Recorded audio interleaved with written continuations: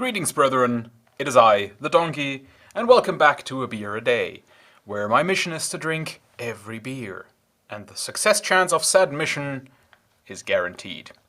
Today we shall venture outside of Germany, but not too far, because we're only going to the tiny and far too French for my taste nation of Belgium, and we're gonna have Leffe Bruine, or Bruine. And I've had my first experiences with this beer a long time ago when I was still a teenager, and I was actually at a live action role playing convention, and there was a group of Belgian, players, I suppose, who had a whole bunch of this beer in tow.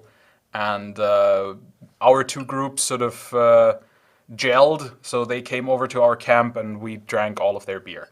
But back then, I remember I only had the blonde version, which is the sort of pale beer that they have. That one is really hoppy and sharp. It's nice, but it's definitely not a typical lager, I would say.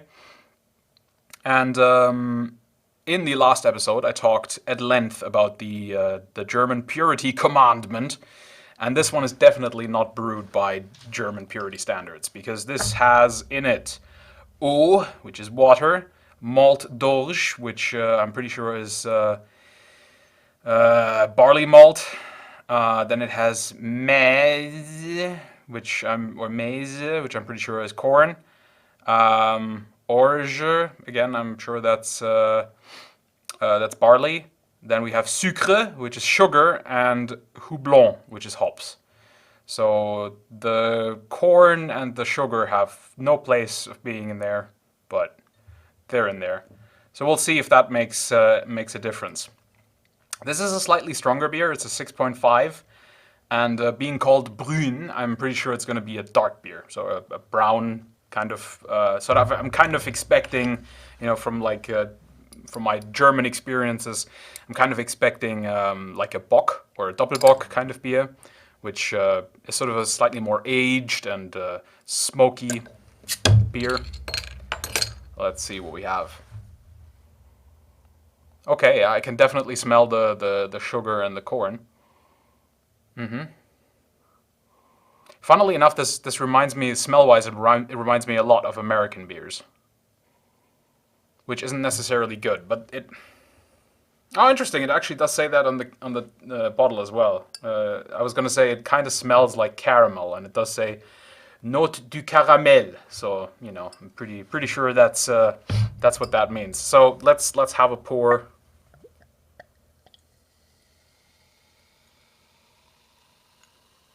Okay, quite fizzy. Very dark. Is this even going to fit in here? Yes. Good. I was worried there for a second. Not big on the head, but that might actually definitely be my fault from how I poured it. But as you can see, this is a dark beer. I'm going to hold it in front of my very white face so you can see just how dark this is. It's not quite Guinness. I wouldn't say I can definitely look through it. It's sort of brownish, reddish. So yeah, it kind of has a sort of almost looks like chocolate water. So let's have a taste.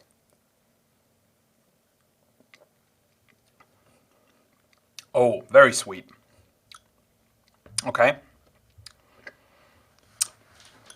It is actually a little bit chocolatey or coffee-like. There's a bit of a hint of a coffee in there. I'm gonna have to have more of this.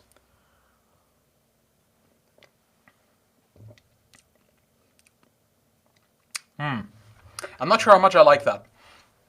It's It's not very aggressive in terms of flavor, which I don't know, I would have expected because it's a 6.5% beer, as you can see right there.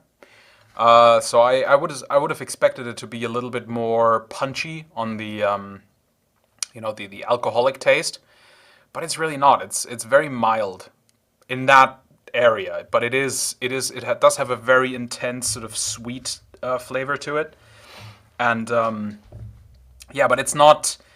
There's no sharp aftertaste or anything like that. It doesn't even linger that much, except for the sweetness. The sweetness really lingers. Yeah, it's interesting. Huh. I don't think I've had anything quite like this before. And that's exciting because I have had a lot of different kinds of beer in my time. So finding something that's just completely out there is certainly interesting.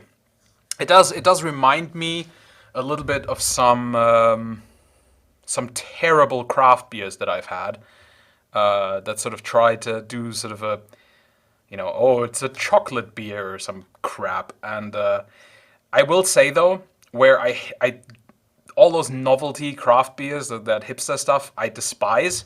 This is actually really good, like for what it is. I don't think I prefer this over, yeah, like a dark German variants like a Doppelbock or Altbier or Schwarzbier. Um, but yeah, I would definitely prefer it over any of those strange craft beer attempts.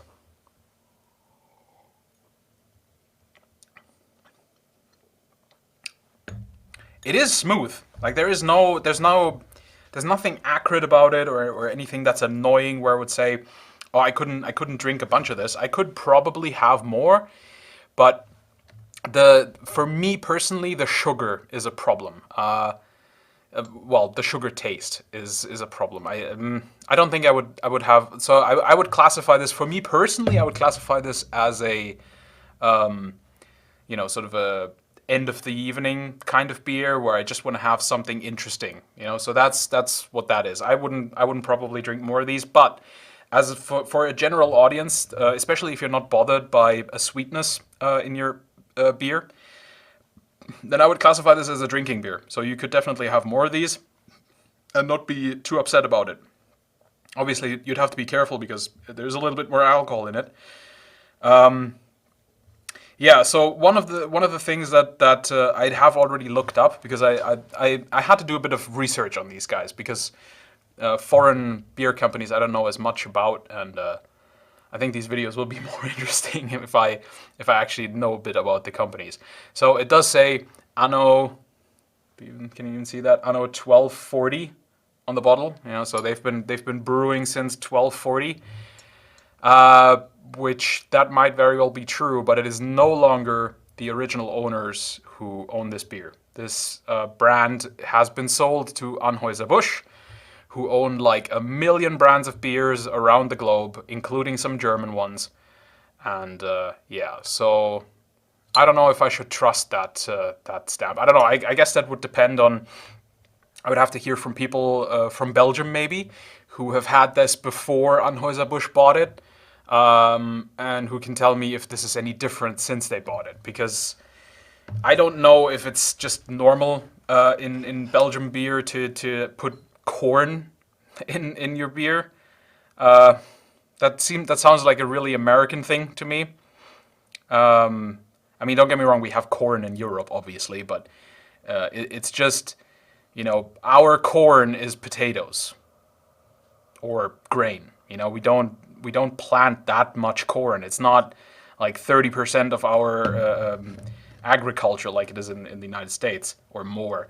So yeah, I don't know. I would be really interested. So if you are Belgian or you are, really into the history of Leffe, I would be super, super interested to hear from you in the comments. If you know if this has changed since Anheuser-Busch bought them. Because I don't know. Maybe it hasn't, but perhaps it has.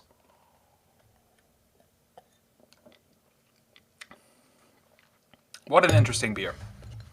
What would I give this?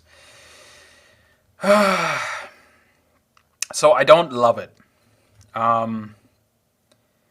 I don't really hate it either. You know, I wouldn't refuse it. So I think I'm going to give this a 4.5 out of 10. I think, Yeah, it is. For me, I think for if I was gonna go with a more sort of objective rating that took my tastes out of the equation, I think I would probably give it more of a 5.5. But for me personally, it's not more than a 4.5 because the sugar is too much for me. It's too sweet, and I don't know, sweet beers. It's weird to me. It just tastes wrong. I want them to be more bitter and savory than sweet. But there you go. That's my opinion. So, Leffe Bruine, this lovely beer, a 4.5 out of 10, but probably more of a 5.5 for your general consumer audience. All right, I hope you enjoyed this. I wish you a lovely evening, and I hope I'll see you in another video with another beer. Goodbye.